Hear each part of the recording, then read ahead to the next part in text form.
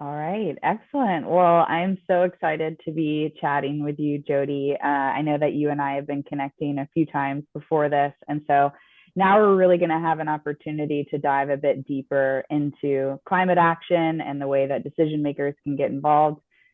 I am coming to this with a sense of curiosity. I am a newly published author, so I have a book coming out, Cancel Culture and Climate. And I have been really just active in the B Corp movement and in various initiatives that organizations and individuals can apply to get more involved in a more transparent and accountable way. And so, yeah, I'm really excited to be here. And if anyone is interested in learning more about the work that I've been doing, they can find me on LinkedIn at Jenny Morgan. And yeah, Jody, introduce yourself and tell us a bit more about you. You bet. And it's just such a pleasure to spend the time together and try to stimulate additional action in the climate and entire environmental space together, Jenny. My name's Jody Bickel. I'm CEO and founder of Creekbank Associates. And for 25 years, I've worked side by side with leaders in business, public, and nonprofit sectors, those individuals and teams that are really striving to balance organizational goals and achieving meaningful environmental outcomes. And it's not easy work. And so that's what I've dedicated my career to advancing across market solutions, across sectors, and across resource dependent industries. And I guess at a real high level, just to give more context, I'd say that what I've learned is this, that the real progress happens in this space between giant aspirations and where we're at. The real movement is incremental in that space between, and really navigating for what's possible. And so this change is not a one-time event. It's a process of intentional movement. And so that's the work we do at Creekbank Associates for the past 5 years. I offer fractional leadership, advisory, coaching, and technical services, as I said, across the sectors, really trying to be that light and guiding force for folks navigating new territory. So it's a pleasure to have this discussion together today. Yeah, I love that. Thank you. Well, do you want to kick us off? Well, you bet. I'm really wanting to dive into a couple of things with you around the theme of polarization. We've explored this a bit one to one, and now wanted to expand the dialogue. So, as you mentioned, you have a book, Cancel Culture and Climate, that's coming out soon, and tied together with sessions and workshops on that theme. And so, what is your definition of cancel culture and polarization in the climate space? Yeah, I began to see this a lot as I was working with organizations that were looking to achieve their B Corp status and obtain a certification. I also started to see it in organizations themselves that are struggling under accusations of greenwashing and trying to just understand how they can progress in a very publicized and sensitive time. And so polarization in climate is basically when we emphasize more on the discourse and the argument, which is overshadowing the funding and the action. And so when we're constantly trying to find out those gotcha moments where someone has failed or they haven't met the standards that we had assumed they would meet, we're focusing so much more time on that rather than the progress and the solutions that are actually being put into place. And so there's this polarized, tension that I've been noticing. And I think it's ultimately the one thing standing in our way between climate success. Well, and you've mentioned tension, sensitive. Why is this issue a problem, and why do you feel like or sense that it has become such a touch point, a sensitivity, a conflict, instead of an opportunity for progress? It diverts attention from how much effort is actually being put into place to protect ourselves and to right mistakes that may have been done in the past.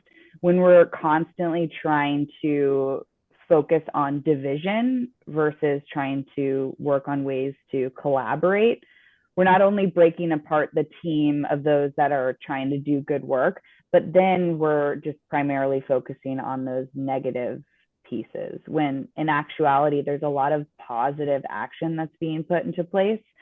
Climate change is definitely a significant and complicated challenge that we're looking to overcome or navigate during this time. But we have a fairly good sense of what we should be doing.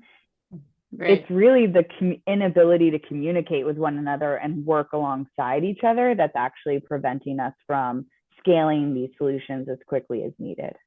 Well, and as we all well know, you only have so much time and you only have so much energy as an individual and in organizations, right? So where you expend that, if it's expended in tension or collaboration, tells you what kind of results you're going to get. Yeah. I was going to ask you, could you give us some examples of where you've seen cancel culture and polarization in this climate/sustainability space? Yeah, I mean, there's a lot of different groups that tend to argue with one another. But I mean, a very obvious one is a climate activist and a climate denier. They see themselves as opposition and obstacles in front of one another. A climate activist might view a denier as someone that is deliberate in preventing progress, whereas a climate denier might see an activist as someone that is an alarmist. They're pushing costly initiatives and putting additional strain on other problems or priorities that might be in place. And so you already have split a group in half if you're solely just identifying yourself as an activist or a denier. Those silos and that type of dichotomous thinking of black or white or all or nothing is preventing that group from trying to find progress together as a group. You can also see it within climate groups themselves. An obvious topic is, or an obvious two groups that tend to argue publicly are nature-based solutions and project developers that are pushing nature-based solutions forward, and then tech solutionists that are really pushing more, climate tech work. And so they often argue publicly. I mean, there's things being posted on LinkedIn every morning about someone being excited about some technological advancement, and then another entity that's very loud in the climate action space will also say, oh, this is the wrong way to go, and completely detract from progress itself. It can be both. And so if we get into this kind of I'm right, you're wrong, or this group's right and this group's wrong, then we don't find progress because we've limited our ability. It's going to require both. It's never going to be just one solution that changes things. So you see it in the media too, like a very positive, progressive person, and then a very doomsday, alarmist person, and then they tend to argue too. So it's just these categories that I'm constantly seeing, and humans aren't categories. We're very diverse and complicated, and we're often living in the gray. And so if we continue to try to put these blanket statements and labels on one another, then we're not going to be able to succeed. Well, that's very true. The gray space is that space between black and white, right? And that's really where most interactions and exchanges can take place. So if we're busy trying to shut one conversation down or another, or to grab more energy for only one, we end up really taking away from overall progress. That's for sure. And earlier as we spoke about these personas, and you gave sort of meta groups earlier, but you've shared that you sort of see 6 distinct environmental personas. Would you tell us more about that? Yeah, there was a study that took place that I found really interesting when I was researching and writing the book. And basically, there was a group that started to analyze social media platforms where there would be environmentally concerned or individuals that are plugged into an environmentally focused conversation. And so they started to dissect all of the posts and personas that were starting to show themselves. And then they came up with these 6 distinct personas.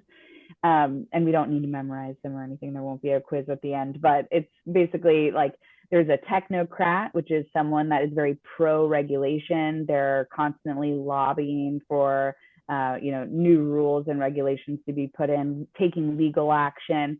There might be a steward. That's another persona that is focused on conservation. They might be talking a lot about wildlife protection or pollution control.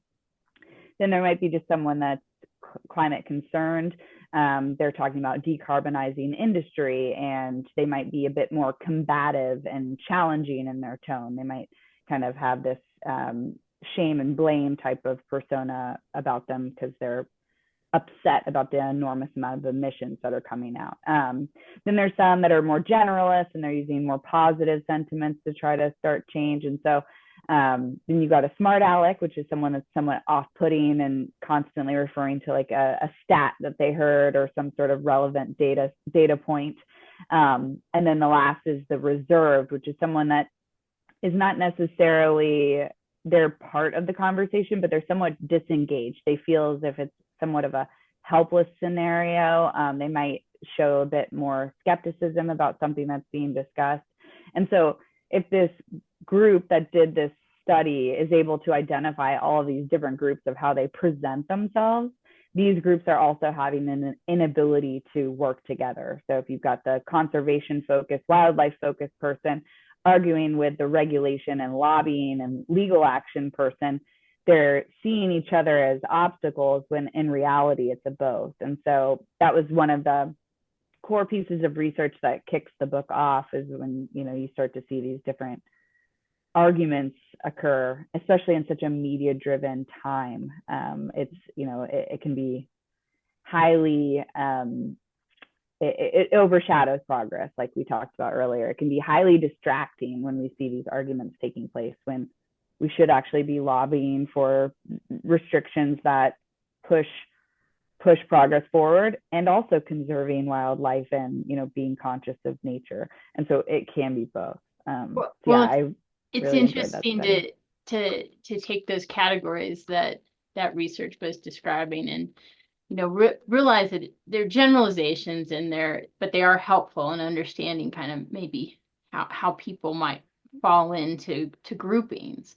And if they're starting, if they're looking at climate within their organizations, within their communities from that kind of window, right? Then everything is viewed looking out from that window. And we'll talk more in a minute about, but complex solving of complex problems in environmental space. But really, to do that, you have to think yourself backwards from the problem, not from the position that you might naturally situate yourself into, right? Because how you look at the world and how you would collaborate with others and how you would engage in climate solutions is going to be influenced by where you sit at. And if you're sitting at where you want to achieve, what the end goal you want to accomplish versus what is your current position, it really it really challenges a lot of thinking. And so I wanted to ask you, is there a core belief that from these various personas and their perspective and lens that you think is really standing in the way of our progress as a society in terms of climate? Yeah, I mean, that dichotomous thinking, it's a very human way of thinking. We like to kind of have our list and check things off. And so that all or nothing, black and white type of thinking is incredibly problematic when you're applying it to a complex issue like climate change. So that would be one. I'd also say putting egos aside. Often egos are overshadowing eco-friendly initiatives. And so I would say, rather than going into a conversation hoping to win said conversation or debate, or being concerned about public perception so much so that it stalls your ability to put programs in place. Those are things that I would really want to take those beliefs apart and really show that we don't have to be constrained to that kind of limited way of thinking. Yeah, I mean, I think we have ways to speak with one another, whether we work for an organization that can be motivating. We can also be working with community members and our neighbors in a way that's motivating as well. And so, yeah, I really hope to see that being taken down, because I think that it just continues to stall our success rate. So I'm really glad that you are exploring these issues in the cancel culture and climate book that you're writing, and it's important conversations to stimulate new ways of thinking. yeah, I mean, it's been fun to do workshops with, you get the sustainability team and a marketing team together, and you can see how much they haven't taken the time to understand one another. And once they do, it is magic, because you're actually taking the data and the counting and the efforts and then translating them in a way that satisfies the marketers' performance indicators that they're trying to live by. And so, it's really just us being better communicators. So yeah, I'm excited to see that. And I know that's something that you really talk about a lot as well in your introduction. And just as I've gotten to know you better, you've talked about bridging the gap between sustainability and market solutions. And I was curious if you could speak a bit more about silos like that. I was reading one of your Forbes articles, and there was a quote in there, and I was curious if you could kind of elaborate a bit more. But do you agree on this statement? Our relationship is grounded in vulnerability and navigating risk together. What does that mean to you, and how does it relate to your work? You bet. Well, thanks for bringing that up. And that was actually like a Forbes question around establishing and furthering, perpetuating strong client relationships, right? So that entire client relationship for Creekbank and our best fit clients are those that are willing to go into uncomfortable spaces as an organization, whether that's an agency or a corporation in any number of industries, or a nonprofit organization. Are they willing to kind of challenge some of their own internal mechanisms and ways of operating in pursuit of improved environmental performance, achieving their sustainability goals, et cetera? And so those best fit clients for the work that we do are those that want to do that. And sometimes that means internally having conversations that they haven't quite had yet, as you were talking about connecting maybe a climate effort with the communications team, right? Or operations in real estate and regulatory compliance. And so connecting functions within the traditional, like, bureaucratic divisional type approach to organizations, and realizing that the environmental function spans all of them. It's not actually a solo division by itself, but it has deep connections to many other divisional operations within the enterprise. And so starting to have those conversations can be exciting, but it can also, for some people, right, depending on kind of your lens of the world, but it can also be a little intimidating, a little uncomfortable. And so we are that advisor, that neutral third party that has experience in this space, helping those enterprises navigate. So it is all about vulnerability. Yeah, it's interesting how it has been kind of built by design to be somewhat separate, but then that in itself is what's causing so much Mm-hmm. of a challenge, where oh well, this is that team that does this, but in actuality sustainability spans an entire organization. Everyone needs to be involved, and I think a lot of organizations are struggling with that, on how to set that up in a way that makes sense where they are culturally and what they need to be doing. And So that's the challenge of the day right now, because we've seen over the last 5, 10 years, really a surge in growth of sustainability efforts within enterprises and organizations. And so now they've got new team members, new initiatives, and there's the sorting out. So we're seeing this across the sectors. So it's sort of the internal, well, we launched into some stuff, and it's natural to find out like, okay, well, there was this thing we didn't know about, or we didn't envision, or something turned out better or not as good. So I really see probably the next decade is a lot of resorting, resettling within enterprises and agencies of their sustainability efforts. I want to say one more thing too, because I think when I want to, I don't want people to necessarily view the word sustainability as only the new functions, only the new hires, the chief sustainability officers or the lead in an agency for climate.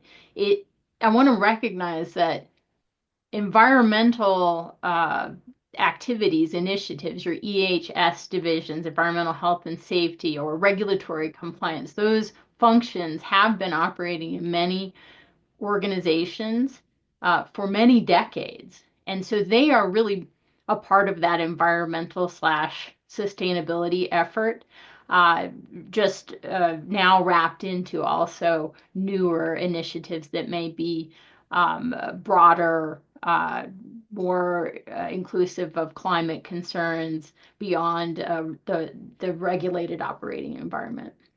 Yeah, that's a great distinction. Yeah, there's been many that have been working in this space long before it was kind of a corporate buzzword. So yeah, that's a great call out.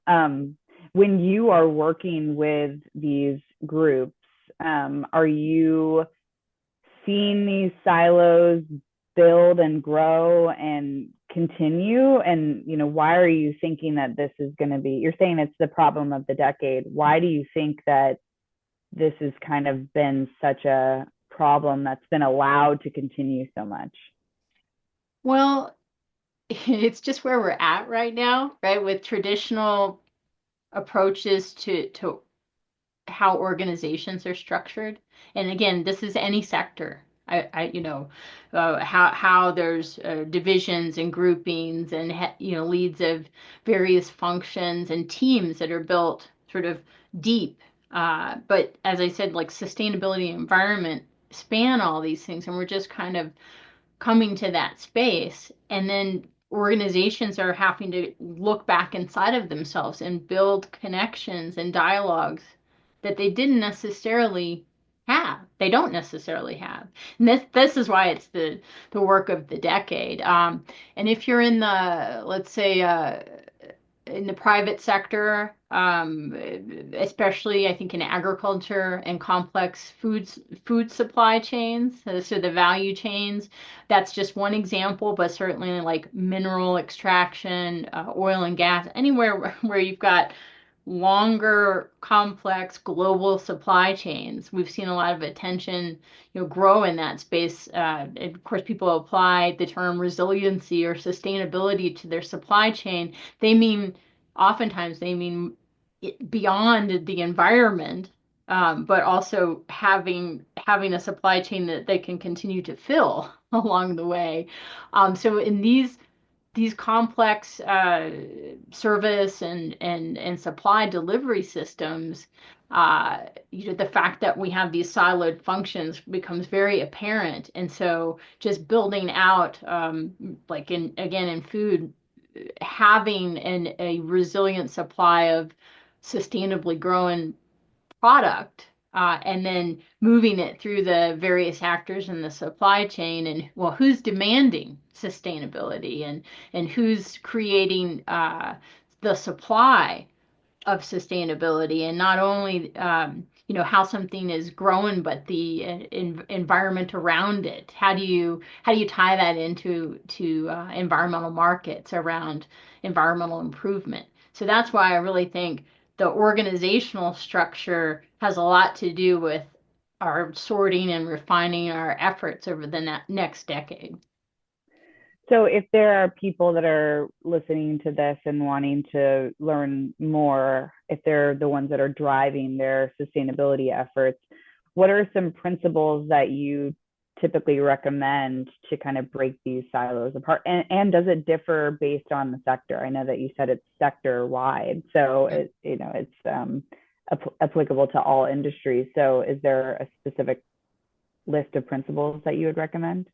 Well, I definitely, at a very high level, would recognize that uh, in this function of connecting within your organization and even beyond to your external stakeholders, regardless of sector or industry, the most meta level suggestion I have is to recognize that leaders in this space should be ringmasters rather than doers. Now, it's not to say we don't need a lot of hard, nose to the grindstone doers, but the change makers and their team, the change makers really have to focus on being like think about that three-ring circus, and we're working across divisions, and we're connecting dots that haven't been connected before, and we're asking for inputs. And it's not that the leader knows all, it's that they function in a ringmaster way to bring and circulate dialogue and bring information forward and exchange.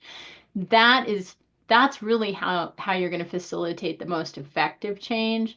If a person in a head sustainability role defaults to behaving as a doer themselves, they'll never be able to accomplish enough, right? So you end up and oftentimes putting your head down, and then you can only accomplish so much, you can only absorb so much, you can only influence so much with your head down versus being the stimulator and the ringmaster. You do need great doers who are performing on parts of that chain of action, but at a meta level, that's really where our change making is facilitated.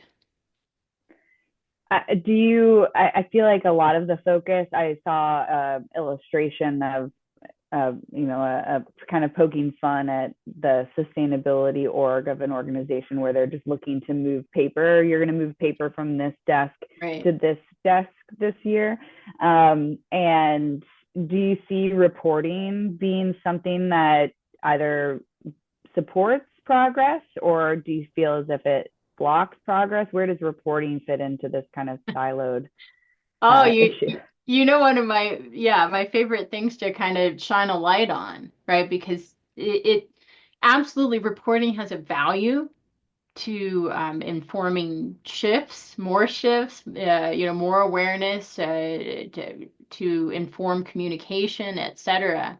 Um, but it's almost as though when you get the cart before the horse, um, and we're at a space that's I consider kind of a dangerous space where reporting has overtaken. It's right, the reporting cart has overtaken the horse, and that's very important for sustainability leaders to recognize and get a handle on.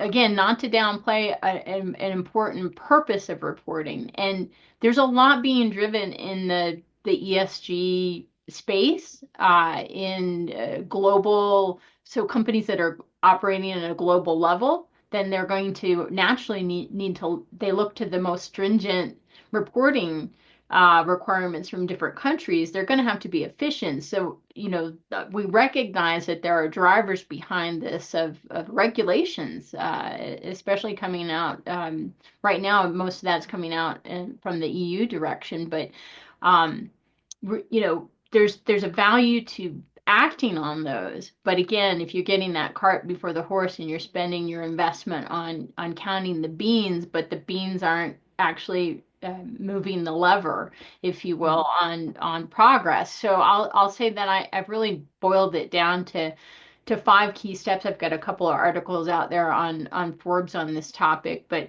basically this is the way that I would recommend a sustainability leader navigate this space. And it's much more complex than these 5 steps. But, number one, get clarity on the mission of the sustainability function in your enterprise. Number two, identify those initiatives that are most important to the organization's social license to operate, because you're going to navigate from there on to how you report. right? So that we're putting the horse back in front of the cart here. Step three then is define those reports that are going to be needed to indicate progress or lack thereof.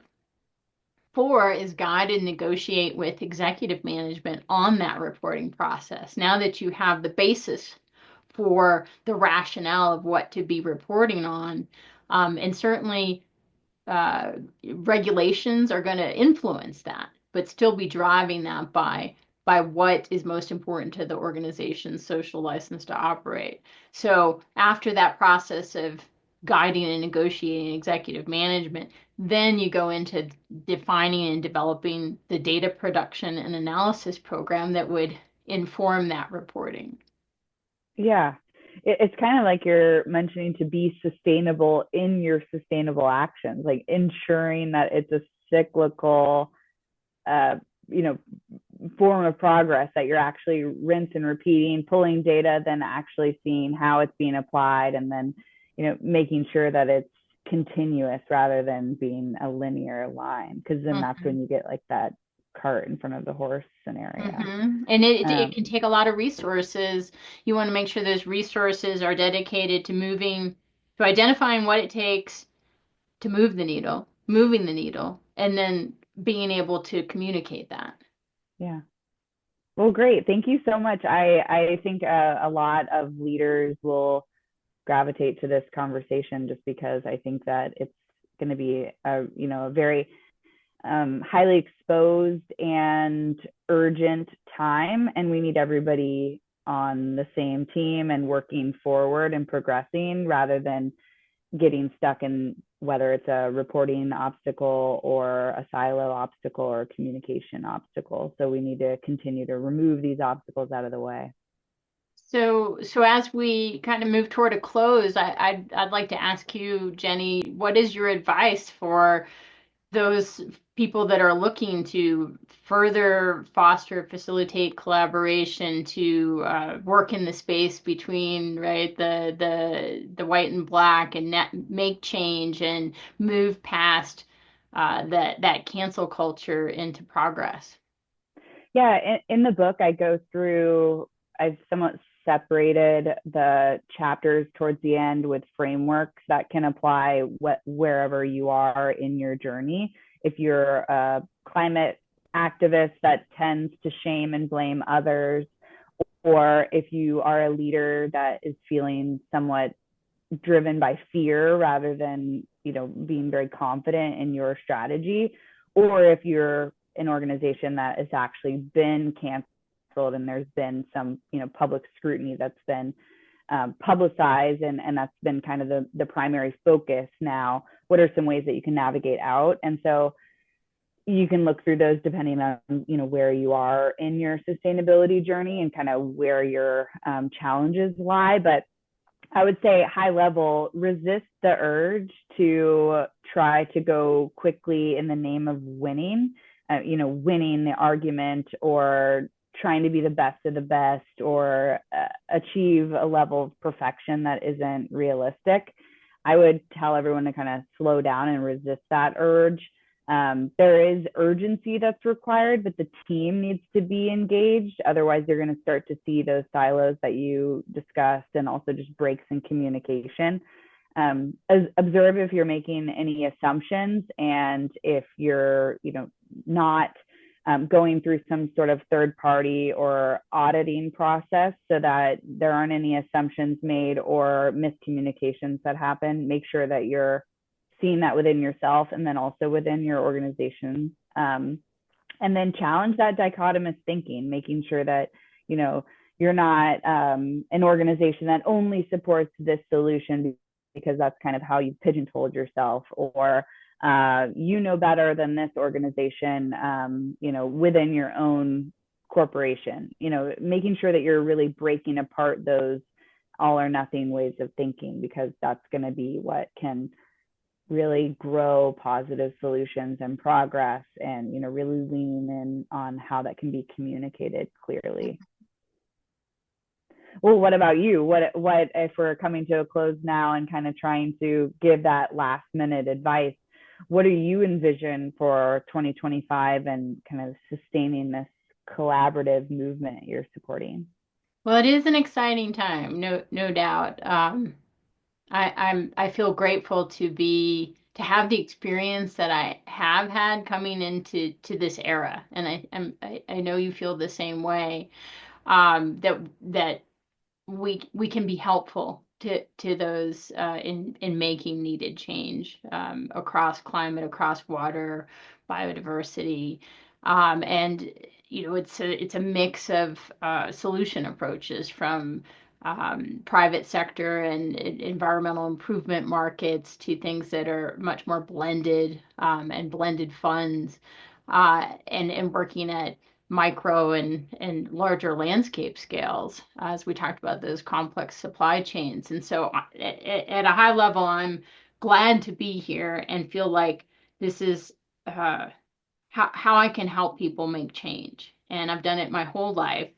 And I really, the two things that I see probably for the good next 5 years at least is helping folks in the regulated environmental place and the voluntary environmental place, right? So the sort of the traditional um, divisions and the new divisions, if you will, recognize and leverage market-based solutions where they fit, right? There's I think a whole area of learning expansion there for people who've been in these roles or who are entering sustainability roles to really deeply understand where market solutions can be beneficial and but also where there are risks and concerns and challenges to navigate in that space. So that's one area, and then the other area that I think is, like I said, at least probably the next decade is this organizational alignment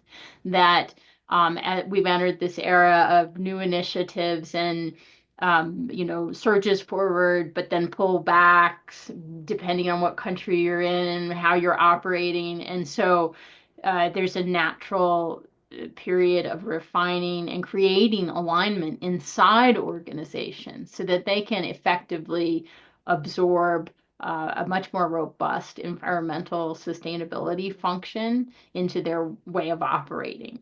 And so these two things are super exciting to help navigate on behalf and together with our clients in all the sectors and help them see progress versus experience retraction or stalemating as they do their work, making improvements and sustaining their enterprises and sustaining our lives.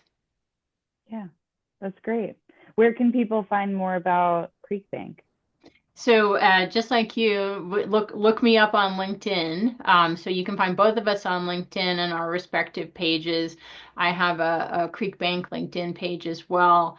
I offer free thought leadership on these issues and more that we've been talking about today. You can access that through Sustainability Leader Insights. That's a newsletter on LinkedIn. You can subscribe to that same content and more through my website. That's creekbankassociates.com. And then I also publish through Forbes. And please you just reach out to me directly. I know you feel the same way, Jenny, and we're here to help people get to where they aim to get to in this space. Yeah, the LinkedIn engagement has actually been one of the primary ways that I've been able to work with decision makers on, solving these types of problems. It's interesting how much of that can come through just simply talking and having a conversation with one another over LinkedIn or over some sort of sustainability focused platform. But yeah, well, I've really enjoyed this conversation. Thank you so much, Jody. I'm excited about the book coming out, and I am excited about the future as well. I think this is going to be an exciting few 5 years. So Great. Thank you so much, Jenny.